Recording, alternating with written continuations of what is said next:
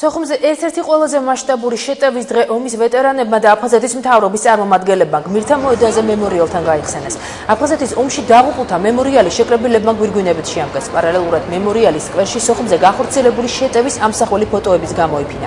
მეომართა ხსოვნას პატივი მიაგეს დენილთა სამოქალაქო კოალიციის წევრებმაც. იძულებით გადაადგილებულმა პირებმა 15 მარტის მოვლენები გაიხსენეს და აფხაზეთის ტერიტორიაზე რუსეთის მიერ გახორციელებულ აგრესიაზე ისაუბრეს.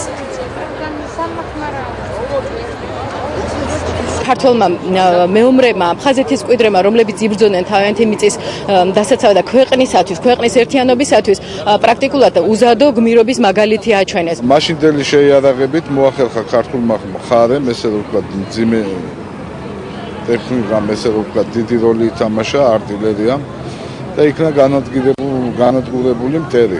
ეს ტრაგედია არ იყო აფხაზების და ქართველების, მარტო ქართველების ტრაგედია, ეს იყო საერთო ტრაგედია.